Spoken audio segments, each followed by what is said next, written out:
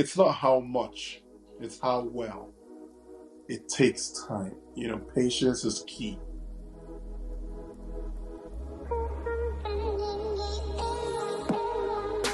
Well, so I moved to the States in 2005, I think. And I moved from Nigeria.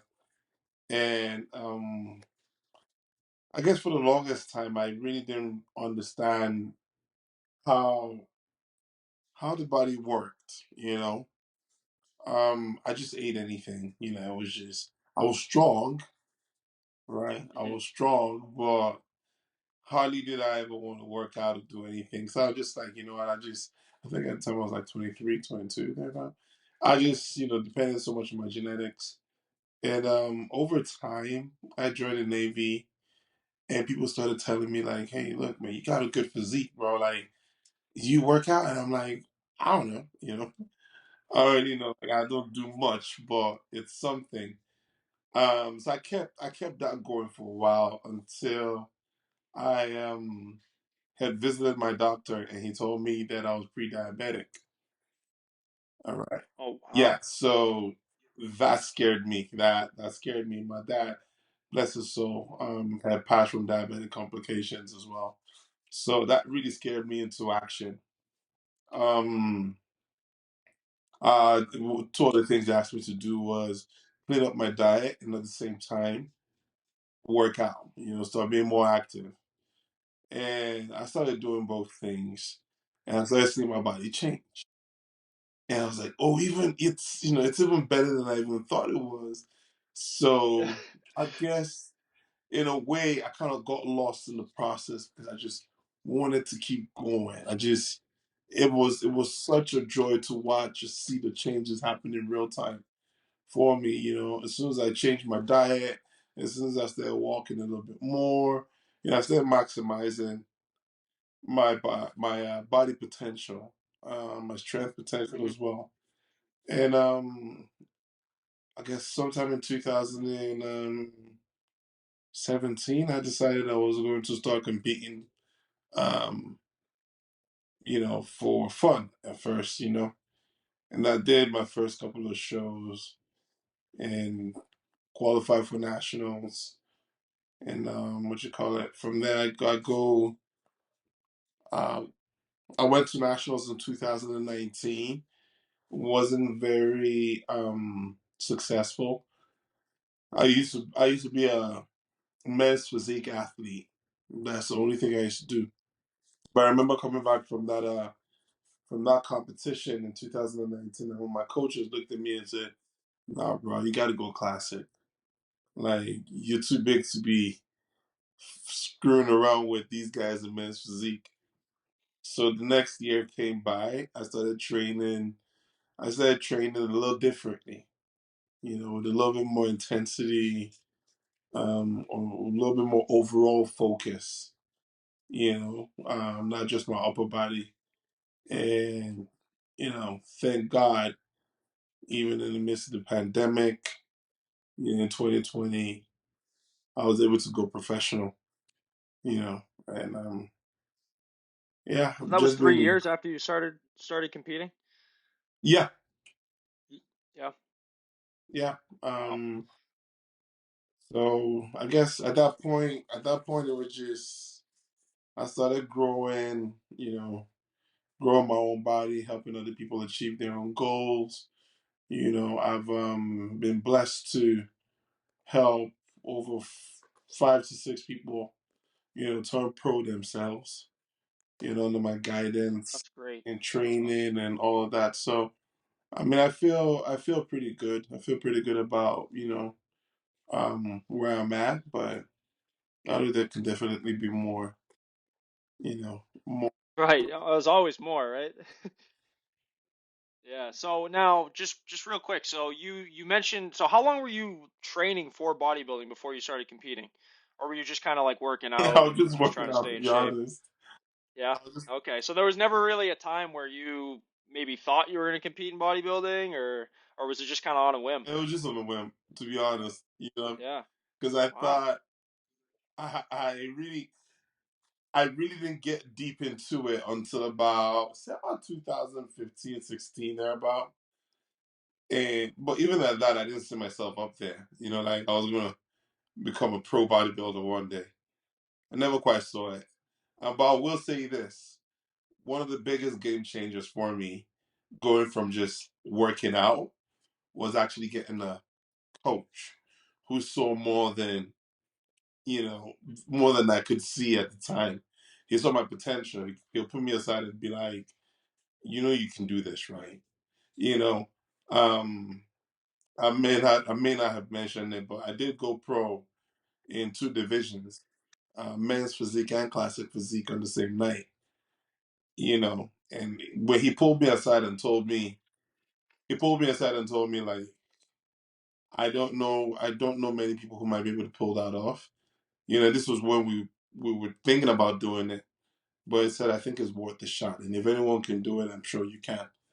You know, and you know, just that third eye, you know, that encouraging or you know, the critical voice, you know, that will look at you and be honest with you. I think that really, really changed a lot of my bodybuilding outcome for the best. You know, because I didn't just I can't take credit for it and be like I went into it and I just winged it and somehow it just worked because I did have Yeah. people watching or you know over me and that made a huge difference, especially with my nutrition. Now, did you have a coach right from the beginning when you started competing, or were you doing it on your own at first? Did I have a coach? Yeah, back in 2017 when you Oh said no that no you no started no no. competing. Back then, no. I got my first coach in. So in 2017 was when I made the decision I was going to start competing. Ah, My very first competition didn't happen until June 2018, and that was the Dallas Europa. You know, so I had a coach right from the jump. But the thing is, funny story. I'd gone in 2017 to talk to the people who eventually became my coaches, and I'd asked them that I'd love to be a part of their team. And I remember the coach at the time looks at me. He goes, the head coach looks at me and goes, "Oh, you need about a year." This was like May 2017, right? He goes, "You need about a year." I said, "Oh, really?" I felt slighted in my mind. I felt slighted, like you know, I felt like I had it going on. Like it just put me right on that stage, and I'm ready to go. So I felt slighted that he said I needed um about a year to look competitive. And sure enough, I did step on stage about a year and a month later, the next year, June 2018. And I wasn't ready. I really? wasn't ready. You know, like it was a different level of competition. I thought I was just going to walk in there and just blow everybody out. It wasn't that way. You know, I was Interesting. humbled Okay. and that made me go back and go put in more work so that I won the very next show I did. I won it and did a convincing job in that one because I my mentality had changed. My approach to things had changed. I didn't overrate my own abilities, you know? So Right, mm, right. Now, how did you like draw the line between obviously like sliding on the side of egotistical versus being confident in yourself that you can actually compete. You know what I mean? Like, what was that change that you were able to make for your second time around to come prepared for your next competition after that? just knowing that I didn't know anything, Hmm. you know, just knowing that I didn't know. So you were truly humbled, like back to Yeah, ground zero, oh yeah, essentially. oh yeah. Okay. Just knowing that I just didn't know anything. I was ready to just absorb everything like a sponge, you know, Mhm. because when you come into anything you're doing thinking you know everything, it's hard for you to absorb any new information, and such new information can be very vital to you. You know, um, I was so stuck in my ways. If you remember, I told you how I felt. I was always a very strong guy, so I'd want to rack up the weight and just like go at it. versus actually bodybuilding. You know what I'm saying? Right. Like, Right. I'm not worrying if I wanted to do a shoulder press. If 20 pounds could do the job for me, I'll use the 20 pounds now, knowing what I know. Right. But back in the day, even if I did know, if I even if I did know that, 20 pounds is probably where I needed to be, I found myself doing things because I tried to power through a lot of them. And these were based on the things that I knew, because I thought I knew how to work out. I Right. know Right. how, I know how to go in the gym and, sweat. You can go there, break sweat and everything, but you're not working the muscles that you need to be working. Hmm. you're not, that's just in the gym. And then outside of the gym too, the way we eat, the way our bodies respond to things. I thought I knew my body that well until I started bodybuilding. So I changed everything. Like I was just like, okay, you know what? I don't know shit. You know, I'm just gonna Right. take my Right. time and really learn myself. Like I was just a blank page waiting to be filled out. So Hmm. I think that was the biggest thing for me, just humbling myself enough to know that there's so much more to know. Yeah. Right. Right. And now, like, what was your weakness like at that point in time? So you said you weren't prepared for the show. So what was it that was it? Were you disproportionate? Was your conditioning not there, or well, what It do was you my think it was, or what conditioning, did your definitely coach my think it was? conditioning. Yeah. It was Hmm. it was Okay. definitely my conditioning. Um, because again, my first time competing, I don't know what it means to really suffer. Like Mm. to really go in there and allow your body just go nuts. So at the time, I think I held back myself a lot on conditioning. My back wasn't necessarily where it needed to be either. I hadn't developed my lats to look a certain way. But more than anything else, I think it was my condition. I wasn't dry enough. It was a 2 day show. We had a pre-judging on Saturday and then we did finals on Sunday. I remember I once I got done with pre-judging, and this was my first time, I saw people eating candy, cakes and stuff in the back. And I rushed and went to go grab. And this is after prejudging. I rushed and went to go grab myself some candy and some cakes, and I just started eating everything. And then my coach came and said, "What are you doing?" I said, "Oh, I thought we could have sugar now." She goes, "No, your final is tomorrow." So I tried everything. I used milk and magnesia. I was trying to just shit everything out. Like I just wanted to get rid of all that water. you know, I was doing everything. I tried to make myself puke. Nothing worked. And then I came back the very next day. I wasn't looking even nearly as conditioned as I did going in. So obviously that put me, you know, I think in third place. If I remember correctly. And I looked at the other. I mean, that's still pretty good for your first show, right? Yeah, I but there mean, weren't like I'm gonna be honest. There weren't many guys on the stage. I think I beat like three other hmm. people. So I'm like, Okay. I could be a little bit more competitive or something. I'm not one of those guys who'll strip my own ego and be like, you know what? I came first. How many people were in the class? Well, maybe two. You know. So Right. Right. yeah, it's just yeah. I think those are being my two biggest weaknesses. Um, Conditioning and my back. And for men's physique, they always want you to have a very wide, you know, V tapered back. I don't think I had that at the time. Hmm. Yeah, and then so for your first competition, obviously it's not what you wanted, not what you expected. It humbled you. Now, in terms of competition and being in a competitive environment, growing up, did you play any sports or anything like that, or Yeah, or was that like soccer. your first? Yeah. Okay. Soccer. All right. So how far did you take that? Until like what age did you stop playing? I didn't take it very far. If we're thinking professional, no, I didn't take it very far. I did play for the longest though. I think up until 2017, where I think I tore my Oh wow. yeah, I tore my meniscus, and I was like, you know what? No one's paying me for this shit. you know, like Yeah, right. I'm not going to and this was around the time when I started bodybuilding. My Mhm. muscles started getting a little denser, so the way I ran on the field is a little different. You know, like when I was still a little chubby or lighter. Um, so yeah, soccer. Yeah, once I kind of morphed into bodybuilding, I kind of knew how to draw the line and say, Right. yeah, bodybuilding and soccer, they don't go hand in hand. Yeah, you can't have one foot in one sport and one foot in the other. It's just ain't gonna work. 250-pound dude running around a soccer field, Boy, that ain't gonna work, you know.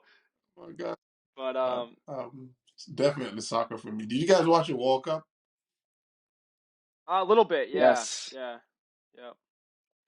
Not I wasn't too like into it, but I watched a little bit of USA while they were in it still. How about you, Dylan? A little bit. I'm actually Canadian, so I watched Canada play Croatia, and obviously their first game against Belgium. So those are kind of tough to watch, and that was it. And then just kind of took it back and was taking it all in. Good. Didn't really have a horse in the race anymore. So Oh, yeah. Well, the good thing is the U.S. and Canada will be hosting it in 2026. yes, Yeah, that'll be that's right. cool. That'll Yeah. be good to see. I'll jump in. So we were talking. You said you injured your meniscus, which kind of ultimately ended your soccer career. Obviously, you talked in the forum about a car accident that ended up resulting in a shoulder and bicep injury. So, just to jump into that a little bit, how did that affect your bodybuilding career? How does it affect you today? And what did you do to battle through that? So I guess it was about this time in 2019. I would just get back from training, waiting at the light, and I guess this guy just comes out of nowhere, slams into my back, coming down the hill, just slams into my right hand, and my hands were kind of like this. Where I always hold the steering with my left. So as soon as I got hit, that it jerked me forward in a Mm-hmm. way where my hands being planted, I torn my labrum, and I immediately, well, not immediately because my adrenaline was still up, but I guess after a day or two, I kind of realized that there was something wrong. And this was 2019, yeah, December 30th. I realized there was something wrong, but the holidays were still, in the air, so had to wait. I saw the doctor when things opened back up in January. Kept trying to see other, medical experts and the whole thing, and they had told me that I just sprained something, you know, and I'm like, okay, but it's not going anywhere. The pain is not going anywhere. Um, Mm-hmm. And then I remember I was doing therapy, seeing a doctor for it for a while. And then the pandemic hit. Now everything not shut down, but I was training at this point because, I was determined that that year I was going to go pro. The 2019 season, I came so close that I was so determined I was going to go pro the next year. So even through the pain, I remember very vividly, like I would, just try to do everything. I had like a home gym at the time. Just try to do everything I can, and around that shoulder. It was one of those really tough things, but I just felt like, I have this goal in my mind. I have to reach it. I have to just somehow, some way, find a way to make it come to pass. And so October that year, I did go pro. Thank God. But I guess at that point, I realized now that I'm here, I can't be competitive in the pro level with my shoulder all messed up. And at this point, I didn't even know my bicep was out too. So the very next year, I thought like different opinion, and the last doctor I did see told me that I had a torn labrum as well as torn bicep. So I had to kind of get a bicep tenodesis and labrum repair. Wow. So that was How long did that set you devastating. back? Huh? How long did that set you back, recovery wise? I think recovery. I was out of the gym for 12 weeks. Mm. No. I was definitely out of the gym for 12 weeks. They said I could start training lower body somewhere around 6 to 8 weeks, but I think at that point I just gave my body time to rest. You know, I've been doing too much, and I just felt like maybe this is God's way of having me just put the brakes on a little bit. So Mm. yeah, it took me out for a while. For that first first 12 weeks were horrible, and then trying to recover, like get the range of motion back in that muscle or around the Yeah. muscle, my shoulder, and everything. It was just it's believe it or not, I think I'm still going through the process of it right now, because even though I'm back, to doing things normally now, it still feels different every now and again. I still get pain. I still get nervy pain sometimes, albeit sharp.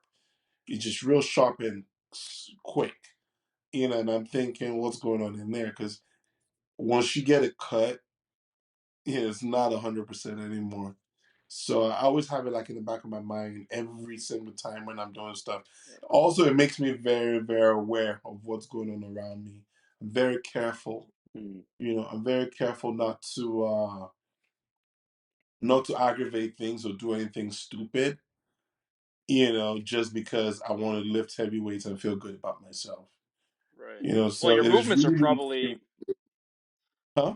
I was just gonna say your movements are probably much more like purposeful in terms of, you're not, if you're tired or something like that, you're not gonna get sloppy because you have an injury that could flare up Yes, again. You know yeah. what I mean? Mhm. Absolutely Yeah. so. So in a way, it's good, because not in a way, in a lot of ways, it's good. It's just, adapting to the whole idea of having your shoulders repaired, having your biceps repaired, because they literally had to take the long head of my bicep and attach it to my femur, to my Mm. what you call that bone in my femur. This one right here. Your Remember my humerus, up to your humerus. Thank you. humerus. And attach it to my humerus. Sometimes it doesn't feel the same. Just sometimes. But all in all, it's just knowing that it has helped me build better habits. And Mm. habits. I think it's a win-win. Yeah. And now, like, in terms of your um body composition, like, what was it looking like at that time after the 12 weeks? Like, were you kind of, Sloppy, did you lose weight or? Yeah. sloppy, Yeah. very sloppy. Because at that Mm. point, I wasn't working out. Right. Yeah. I know that's what, when you said that, I was like, Jesus, I that's wasn't gonna be. working out. And but you still went pro after that? Like No, I that no, I that's went pro before that. oh, before. Okay. Okay. Okay. Yes, I Gotcha. went Gotcha. I pro was gonna say before that's a that. quick turnaround. Yeah, but that's the thing. The turnaround between when, and I'm really thankful about it. Maybe I might share some pictures later on with you guys on Instagram. But like from 2021, June, I think I was given the go ahead to start training back in September. So from September to this September, my body changed significantly. Like just significantly, from diet, and also readapting the way I train. My body changed significantly. So I was able to, at least make my return from surgery in about a year and still compete this year. And I think I did fairly okay being my pro debut. You know. Right, right. You finished seventh, right? Yes. If I remember correctly. Yeah. Yeah. I mean, Jesus. Well, coming back from an injury like that, like you're coming back from a baseline essentially. You know, you're not. It's not like you're at your peak, and then to be able to come. And how old are you too? I'm 40. 40. Okay, so like, and you know that obviously that's a fact too. Not saying you're old in any stretch of the imagination, but I'm just saying like, as you get older, it becomes more and more difficult to actually like recover from workouts and all that Oh kind of yeah. stuff. Oh, Um, trust me. which is that's another thing that I'm interested in too is like the recovery side of things. Like, how much you sleeping? How much do you sleep? That's a good question. At least at night, I try to make sure I get at least 6 hours at night, and somewhere during the Oh, day, I will try to nap as much as I can. I will mm, try to nap as much as I can. I don't. Um. So somewhere around 7 hours. Hardly do I ever get at 8 hours. But one thing I've learned that really changed the way things my recovery process has been knowing when to back off. You know, mm, I would train. I used to be that guy who would go to the gym 6 days straight. 6 days straight, and I'm training. And honestly, you're not giving yourself any time to rest, but one day.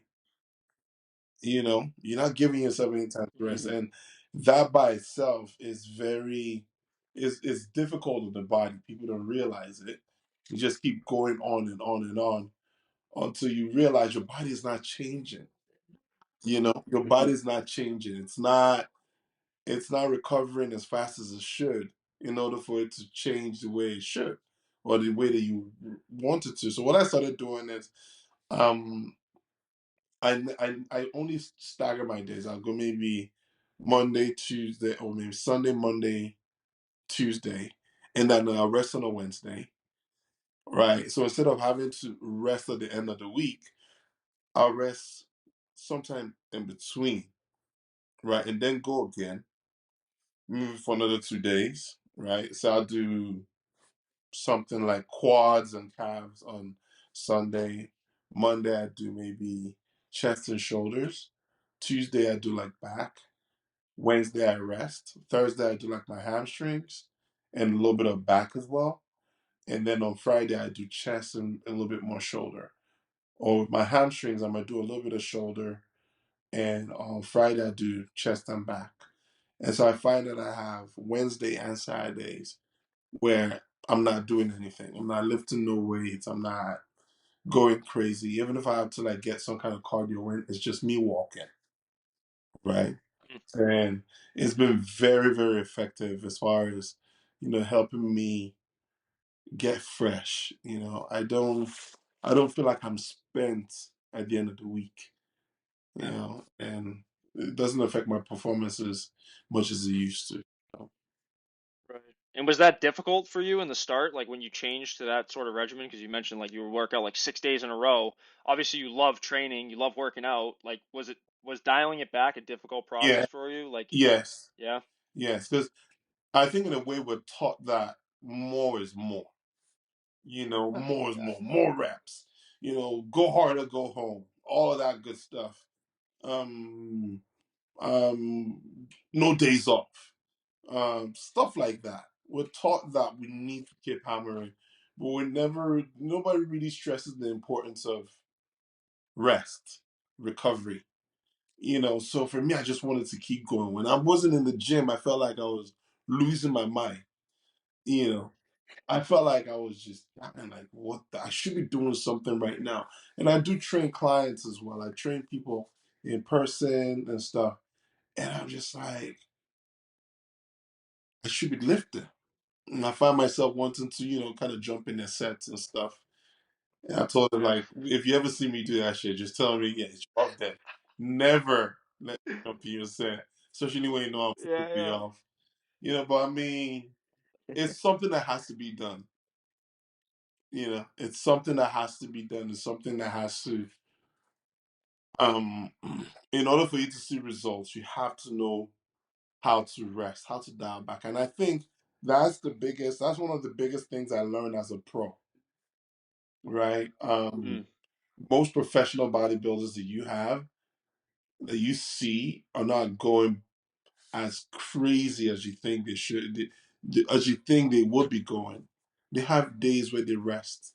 On their rest days, they take those days to go get recovery done. Massages, stretches, all that good stuff. right. Just to kind of redial themselves again. And get back into the groove. Because as amateurs, we're taught that we just need to keep going until we get there. Yeah. But when you get to that pro level, you kind of like, okay, you treat your body like a machine because it is a machine, right? You keep it running for a while, and after a while, you turn it off. You do some routine maintenance, right? It's the exact same way Yep. the body works. Yeah. And you know what? It's a shame because I'm curious to know what you think about this too, because you're pretty prevalent on social media. You have an active account and whatnot. How much do you think that the like social media and the media that is pushed towards, for example, amateur bodybuilders changes the way that they're trained to train more? Like they think they have to do more because of the things that they see on social media, and like you said, like no days off, like rest is for the weak, like all that kind of stuff.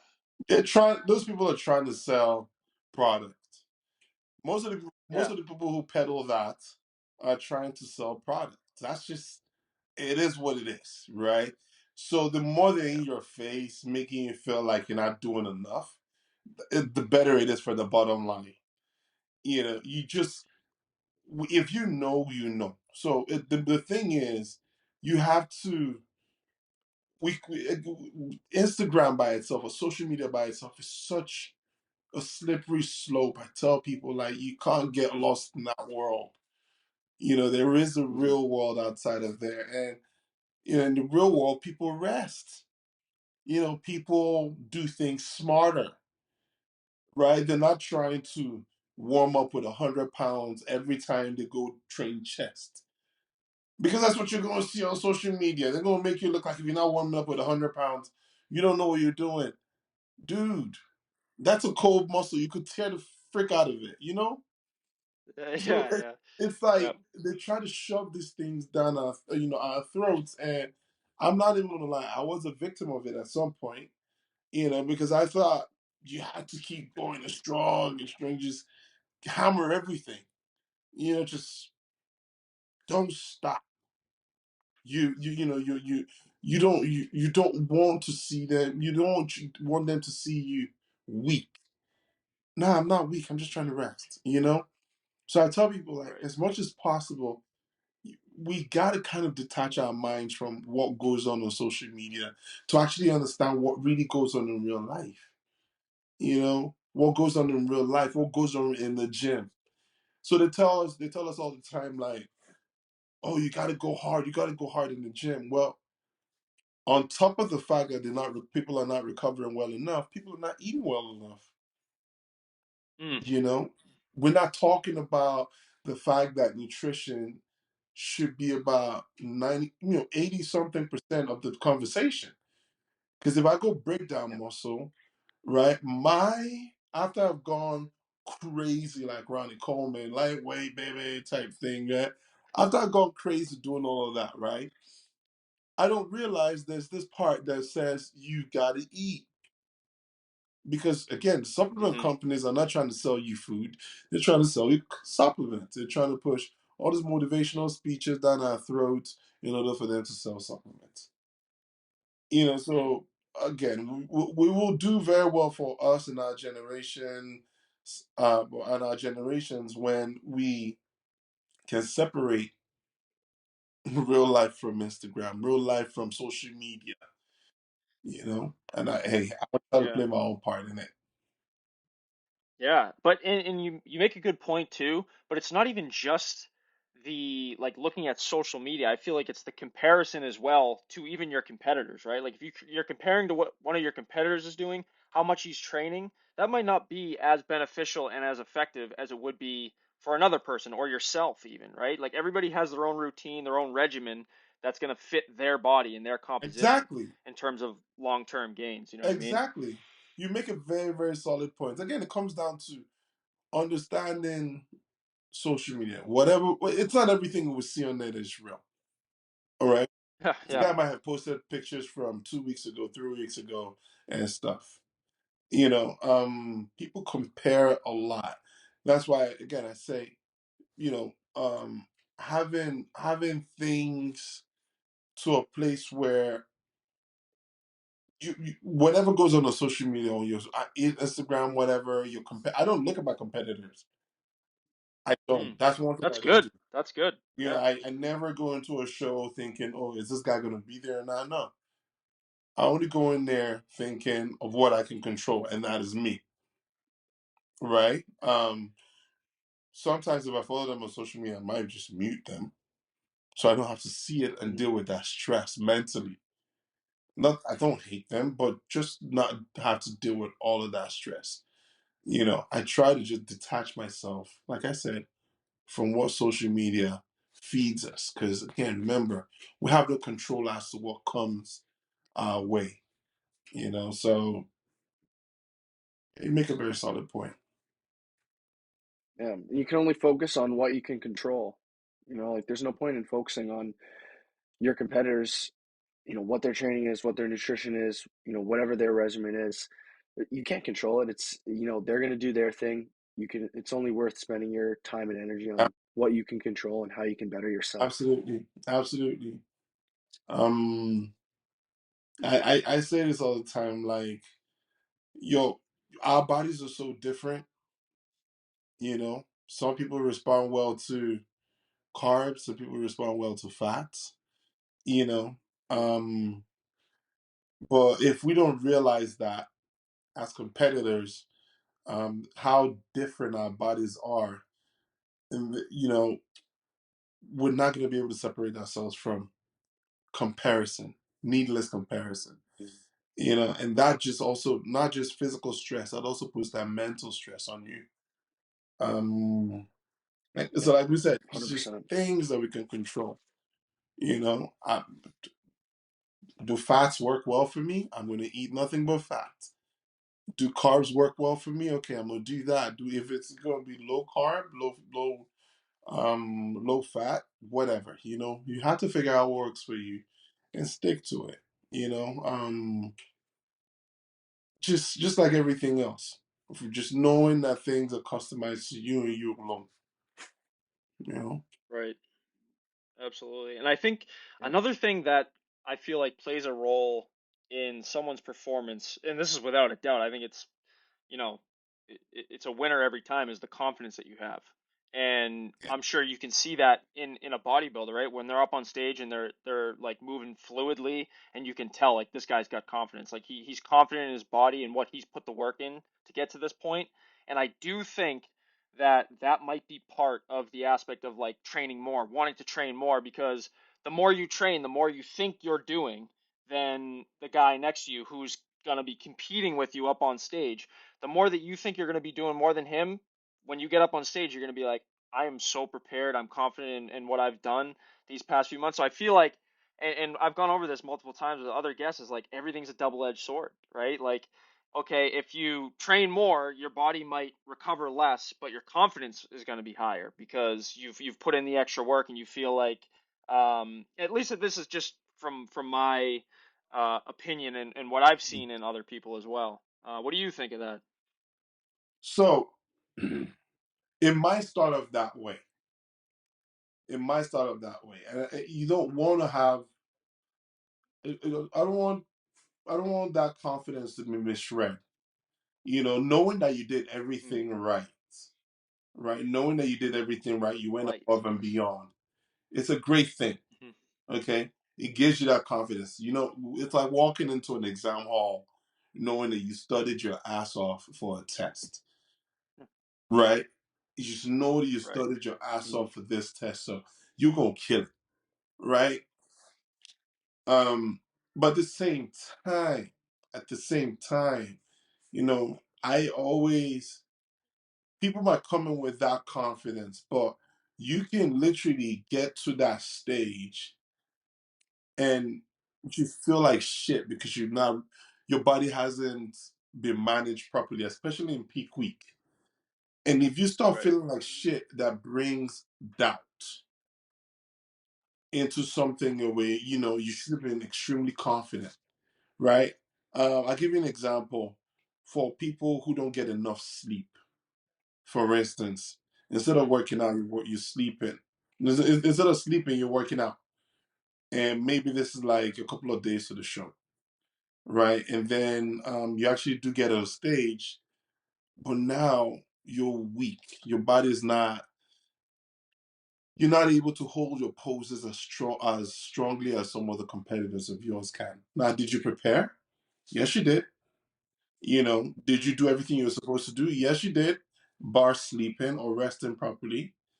You know, but now though those two factors, or the fact that you haven't rested properly, could come haunt you on the day of your show when you've done everything else that you think you did right, and that could start making you panic a little bit, which will give you that, what you call it, that kick in confidence. And Mm. then so I think you always want to balance things out so you don't have to deal with deflation of confidence when you show up on stage, because it does happen. You see people almost pass out on stage because they don't get enough Yeah. rest. They almost pass Mm. out on stage because it can get very like, if the judges keep trying to compare you over and over again, it gets very tiring. Some people could actually pass out if they're not, if their body's not rested and well conditioned enough for them to be on that stage holding poses for a long time. Yeah. Right.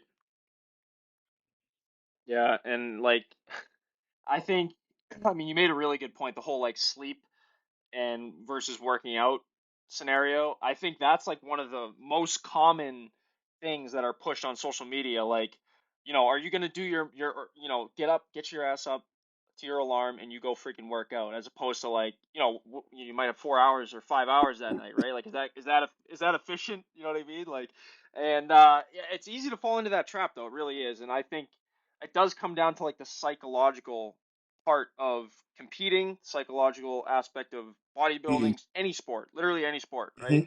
Mm-hmm. Because you feel like you might.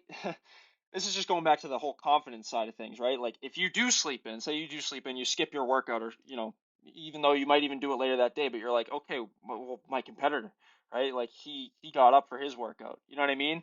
And I think just that's where a lot of people start to get confused, and um, but you said something that really stuck with me, and it's doing the right thing gives you the confidence. It's not doing more, it's not doing the extra stuff. It's okay, how am I going to recover after I train hard, right? Like Yeah. that's the right Yeah. thing.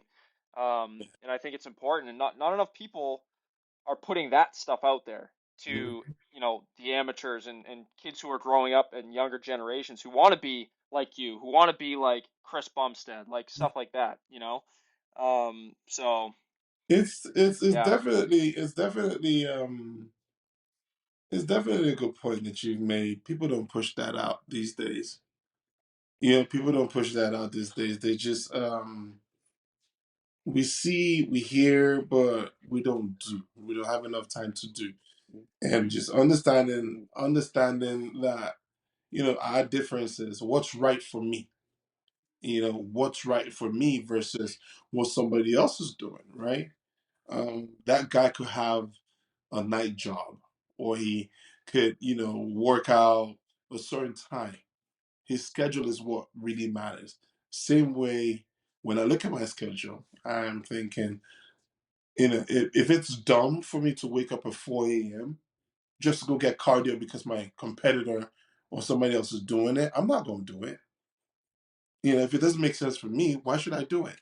If I went to sleep at 12 because I had to work or something, I'm not going to get up before to go do cardio because my competitor is doing it, right? So it's what Mm. works for us. What we can, again, remember, it's a long-term thing versus just being on stage, right? Things I can stick to. Because if I start doing, picking up habits or trying to form new habits that I can't sustain during prep, that's a recipe for disaster as well. I'm not going to wake up at 4 a.m. knowing full well that I went to sleep at 12 just because, my competitor. I gotta, wake up and push. No, bro. I'm gonna sleep to the least. If I went to sleep at 12, I'm not getting up to the least 7. So I can at least Hmm. get that good 7 hours of sleep or where my body can repair itself and I can go again. So it's about what's Right. right for us. Our bodies, our schedules, our lives. Some of us have families, what's most important for us than everything else. That's how you put things on a pedestal. Can you make the best of what situations you have? That's the most important thing.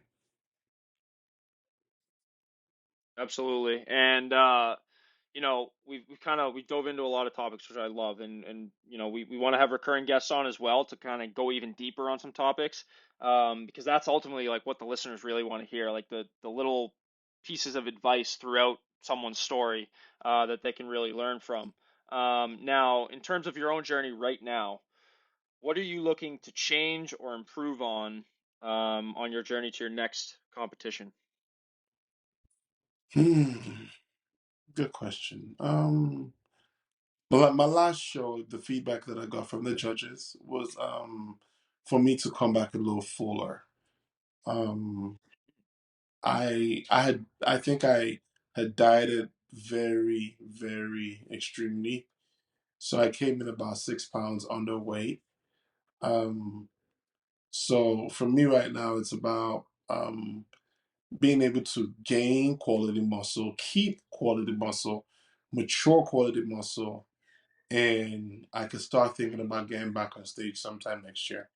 I'm thinking maybe May, June. Make a few improvements on some body parts that I consider weaker in comparison to the other. Um, and I think, yeah, that's it. Just I want to start my season a little earlier, so I'm just going to kind of change up the way I eat. Kind of balance my cardio a little more, be a little bit more methodical with my training as well.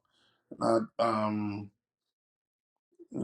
just scheduling in general. If I'm able to schedule better, I'm gonna know exactly how much time it should take me to cut down for my next show. I did a 10-week prep this time, and I still think that was too much for me because I overdid it. Mm, I over dieted. So just being able to hone down on, efficient and effective numbers for me in order to prepare, so I don't overkill. Before I get on stage. right. Yep. Definitely. And so you did mention too that you coach bodybuilders as Mhm. well. Now, is that something that you think you want to continue and would continue when you're done competing? Yes. Yeah. Yeah. It's for me. It's a passion. You know. Yeah. Just being able to help people change the way they look in XYZ amount of time. Um, Connect to their bodies, understand their bodies better. Being able to teach people what to look for in their bodies. Mm, So it's a very satisfying feeling, especially when Mm. you come home with silverware, when you're able to help someone go pro. It's a wonderful feeling. I'm not gonna lie.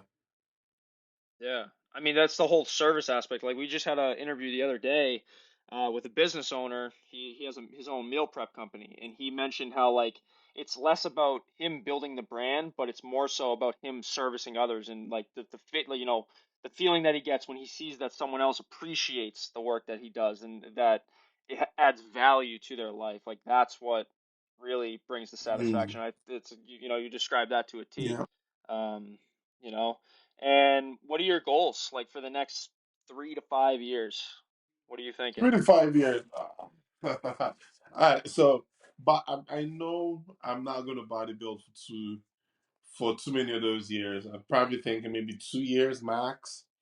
Hmm. I'm looking to get into a little bit more into the acting side of things. I want to start doing more commercials, by God's grace, movies if possible. I just got a contract with a modeling agency called Page Parks in Houston, Okay. Texas. So took my accent classes and everything there as well. So I want to start taking that seriously.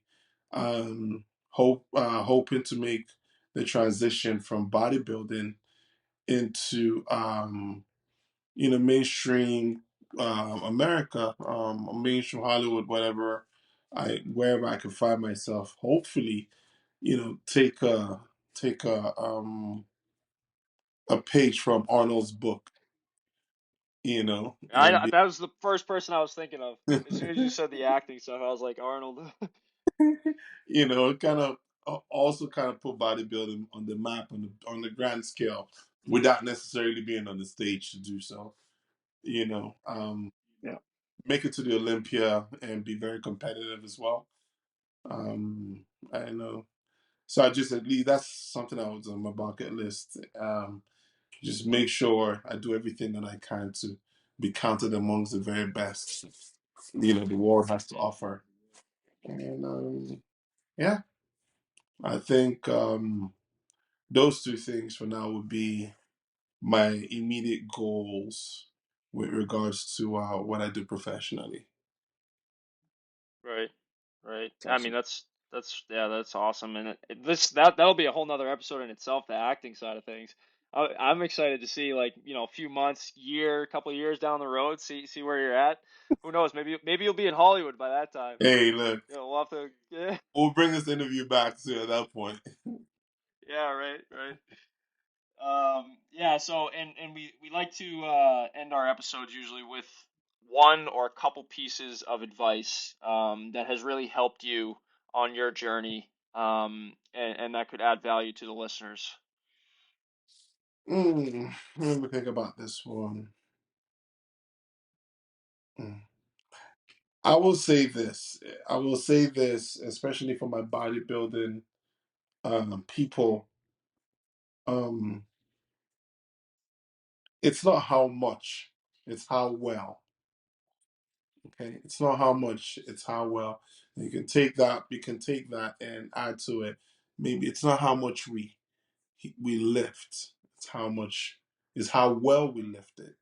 You know. Mm, If I had known that, I probably would have made um headway a long time ago. But I started learning that later on. So if not to save everybody the all the guesswork and everything, it's not how much you lift, it's not how much you do, it's how well you do it. It's not how many days you go to the gym. It's how well you use the amount of days you have available to you. Some people go to the gym 6 days out of the week. But most of those 6 days, they're talking, interacting with other people, all of that, right? Um, versus somebody who goes there 4 days and goes there and kills it and gets out. So it's more so focus and intentional focus more than anything else. And, it takes time. It takes time. You might look at somebody else who's making it quicker than you and everything else, but honestly, those people have put in as much work. You know, it takes time. Patience is key. You see people do it. There's a right way to go about it. There's a wrong way to go about it. I'm always on the side of going about things the right way. You know, Mm. it takes time. And then all of that, quality matters over quantity. That's it. That's yeah, it. yeah, definitely. I don't think people realize that how long it takes to get something worthy of achieving. You know what I mean? Oh yeah. They really don't realize it. Whether it's bodybuilding, a sport, some people play a sport for 2 decades before they even come close to playing professionally, or a Yeah. business, right? Like, people think Oh yeah. overnight they're gonna have a viral video and their business is gonna go to the moon. It's not how it works. You know what I mean? It It takes takes a decade, if a lot not of work. more, right? Yeah. Yeah, yeah, I totally absolutely, agree. absolutely. I Yeah. totally agree. You got anything else that you want to dive into before we close this up? Not much. some food will do. I feel like I can hear my belly rumbling and stuff. So Yeah. I definitely know where I'm going to make a stop. You know, Yeah. I've only eaten like twice today, so I definitely need to catch up. Yeah. My on my food. Yeah, I've been eating like a pig. Um, yeah, It's the like holidays. how, and that's the thing. And that's another thing that I don't think a lot of people realize how much food we have to eat. As bodybuilders, Yeah. bro, we eat. When I go out with my family and everything, and like everyone's looking at me like, I'm like, what? I get this look all the time. Man. I'm just like, why are you giving me that look? I eat, like just like that. I probably ate. It takes a lot. You want muscles, you're gonna have to eat. So Hmm. That's right. that's the thing. People push a lot of, go to the gym, go to the gym. Yeah, you're gonna have to stay in the kitchen too, and make sure you're not eating none of that grease Mm. stuff. You know, Right. Right. Yeah. Absolutely. it was fun talking. Dylan, you got any final thoughts? No, Mark, it was great to have you on and hear your story and just listen to your advice. Obviously, it's valuable to our listeners, but as well to Joey and I. And we definitely have several things that we can take away that we learn from you and apply to our own lives. So it's great to have you on. We're excited to follow along in your journey in bodybuilding and acting, and we'll be sure to have you on in the Hey, future I'll and be catch up and see honored what you're to up be to. back, Ken. Thank you. Yes. Yeah, this was awesome. This was great conversation, and we appreciate you coming on. And like Dylan said, we look forward to following along on your journey. Thank you very All much. right. All right, Have a good night. We'll bless let you go night. eat. Yeah, get to your eating now. I'll do so. All right, man. All right. See you, Mark. Bye bye. Have a good one, Mark.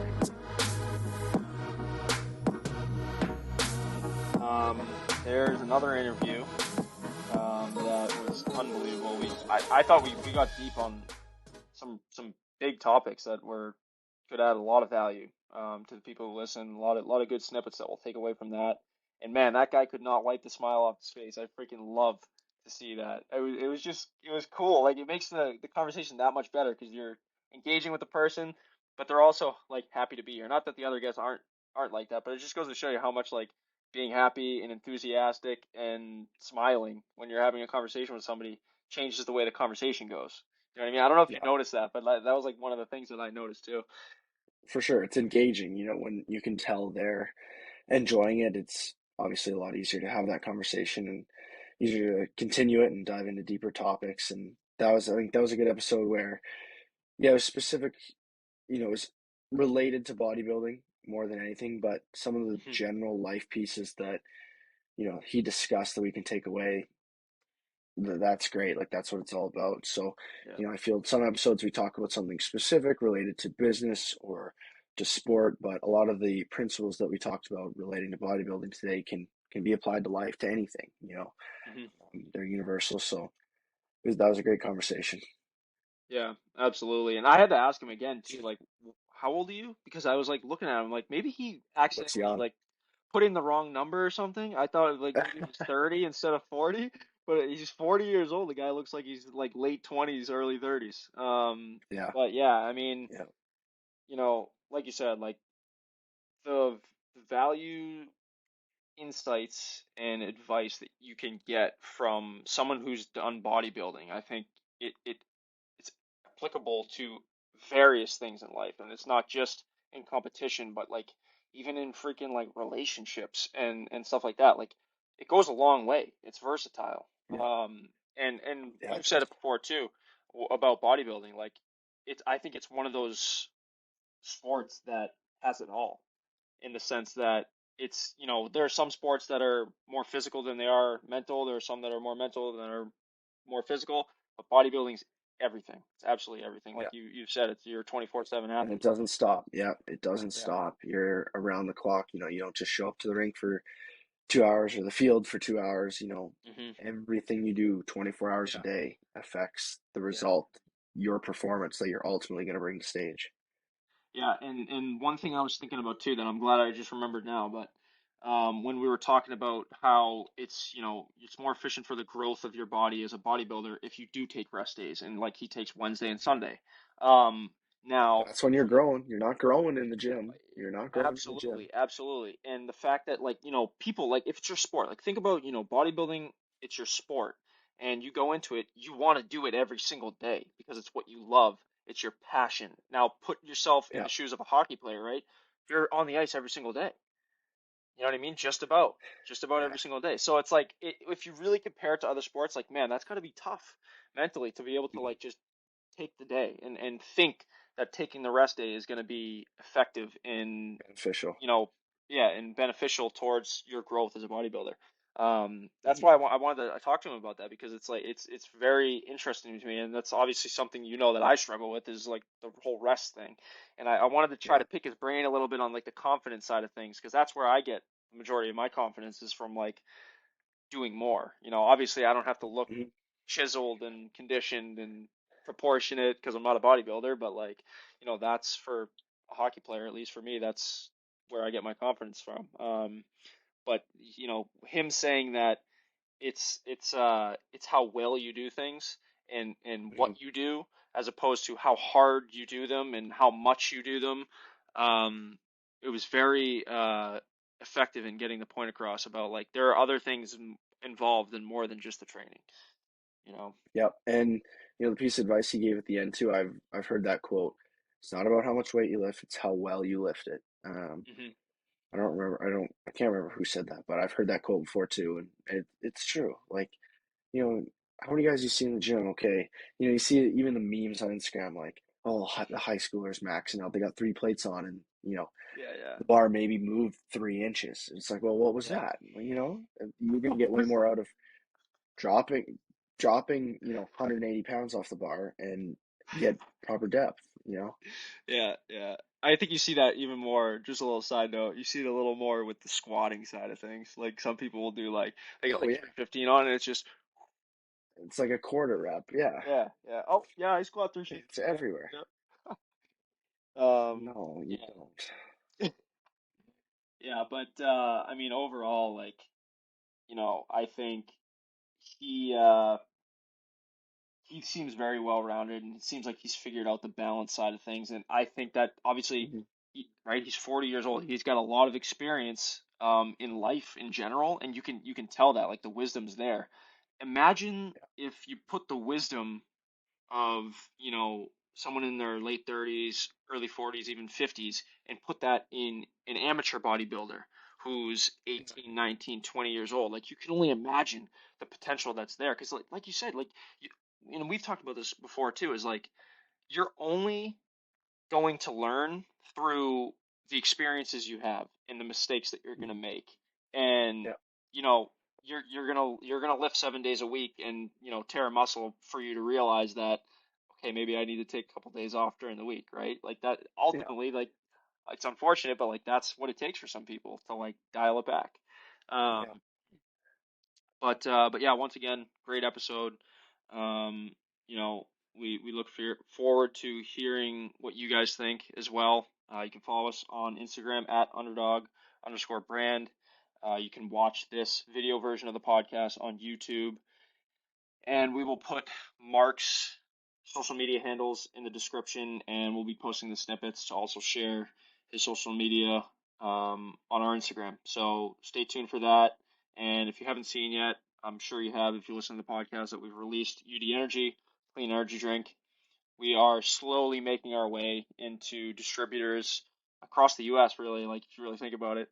But right now we're primarily online, so you can get that. And if you email us, we will give you 10% off your first order, since you're a podcast listener. So don't forget that.